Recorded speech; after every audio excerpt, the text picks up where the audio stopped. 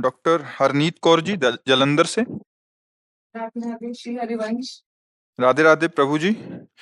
महाराज जी, जब परमात्मा का नाम लेते हैं तो दो तरीके समझ आए। एक तो जिह्वा से बाहर नाम लेना, दूसरा ऐसा पुकारना जैसे पास के कमरे में से माँ भाई बहन को पुकारते हुए बार बार बुलाना, इस भाव से वो सामने आ जाएं।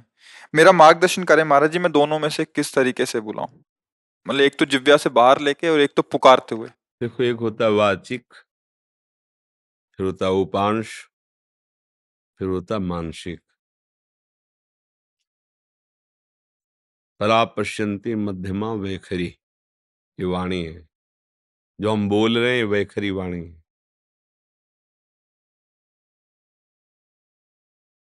ये उपांश है, चल रहा है। ये मानसिक है,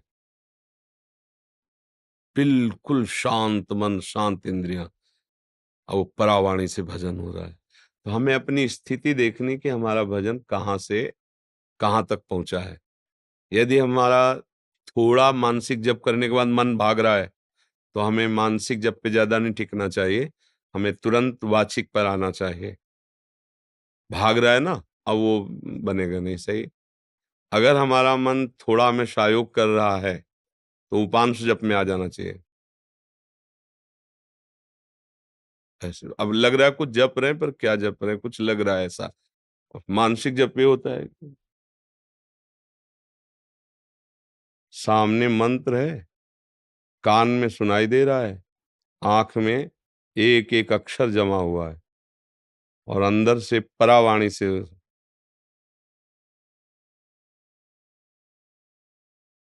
न माला है न कुछ है। उठते बैठते चलते फिरते हर समय पर ये सिद्धों की स्थिति होती है, साधक को करना होता है। तो अगर हम कम से कम 1.5 वर्ष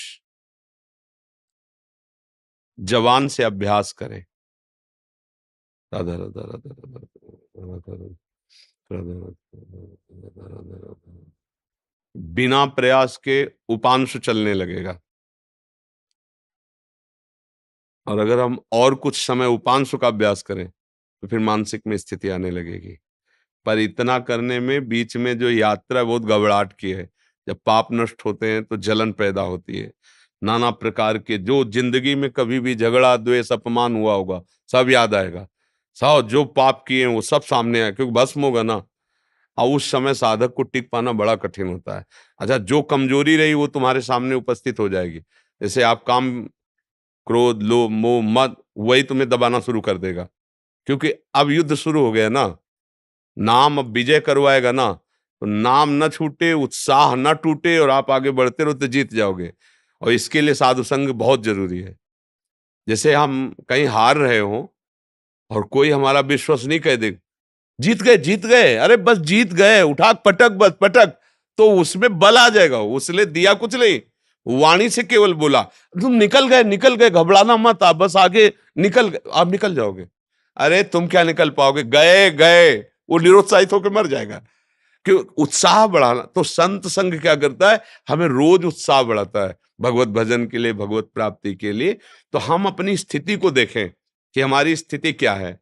अगर कुछ मिनट हम जब शांत होकर जपते, फिर मन भाग जाता है, परेशानी। अभी हमारी मानसिक स्थिति नहीं, हमें उपांश में आना है, और उपांश में भी जी घबराने लगता है, परेशानी हो रही, तो नाम कीर्तन करना है। राधा वल्लभ राधा वल्लभ राधा वल्लभ श्री हरि राधा। अनेक राग रागिनियों से इसीलिए हमने छूट दी है कि आप अनेक धुनियों में गाओ। संसारी आदमी है, तुम्हें पसंद है ये धुनी, उसी पसंद धुनी में राधा नाम लगाओ। राधा नाम जहर है, पर उसे शोध करके दो। जब शोध करके दोगे तो दवाई का काम कर जाएगा। संसारिक ध्वनि है, पर लगाओ राधा नाम उसमें, और आप गाओ राधा राधा राधा, तो भाव को भाव अनखाल सहु, नाम जपत मंगल दिशि दसहु। समझ पा रहे प्रश्न करता जी?